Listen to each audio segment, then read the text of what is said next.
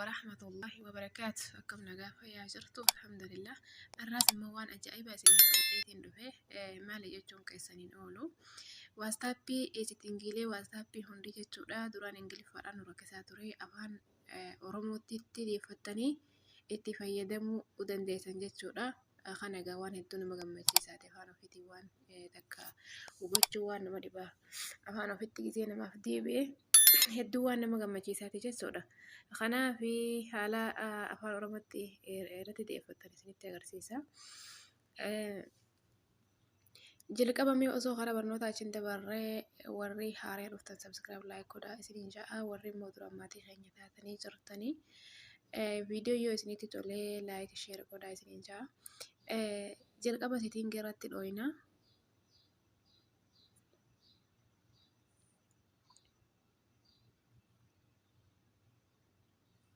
Ogaa setting irratti eega dhooynee barreeffama kanaan nu dhufe isi barreeffamni kan nu dhufe haaluma jawwaallee keenya garaagaraatiin haalli settingiilee keenyaatiis garaagara jechuudha garuu barreeffamni tokkuma. Kanaaf kun jala kanarra gabbuunee system hajoo kanarra dhooyna maaliif laanguweejii argachuudhaaf laanguweejiin sistemii kana jalatti argama jechuudha. Kanaaf kun eegasii kun okkolannaa dhufe kanaan booda laanguweejiin deebi'uutu hajoo gubbaa kanarra ni gartaniimi laanguweejii hayyoo sanarratti hin dhaha jechuudha. Eegasii kun ammas laanguweejii jeetuma gubbarratti jira sanarratti hin dhaha jechuudha barreeffama isa jalqabaa kana. Eegasii kun ingilishii jira ingilish kana jalatti aadaa hajoo jira jechuudha fakkiin mallattoon idoodha dura jirtu kana jechuudha kanarratti dhooyna. Kunoo ammaan tana kunoo afaanota hundatti nuuf fida jechuudha. Isin ammoo gubbaa kanarra dhuftanii jechuudha tuttuqaa sadeen bakka kana mallattoo tuttuqaa sadeen kana dhooytanii barreeffama isa lammaffaa irratti argamu. All language hajoo dhaawattan jechuudha maaliif akka languagein afaanonni hundi akka ol isinii bahutti jechuudha.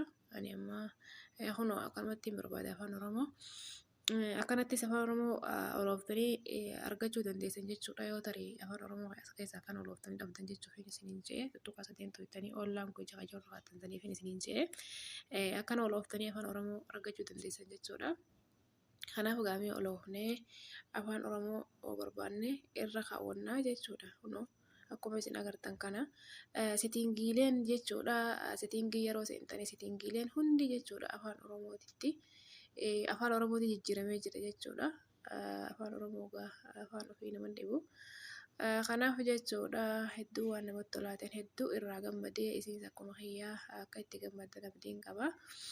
Kanaaf gaafa nu eegamma kanatti afaan oromoo kunoo argannee jirra isa kana jechuudha afaan oromoo kanarratti dhooyna jechuudha. Afaan oromoo irratti dhooyna kunoo afaan oromoo lammaffaa dhufe ingiliffaa duraan ingiliffaa irra jira ingiliffaan immoo tokkoffaa dhufe jechuudha. Kanaaf tuttuqaa sadeen kana dhooyneeti ingiliffaa kana remove goona jechuudha. Amma eega kana goone remove jeemi ammas akkasirraayitii gooneet ingiliffaa remove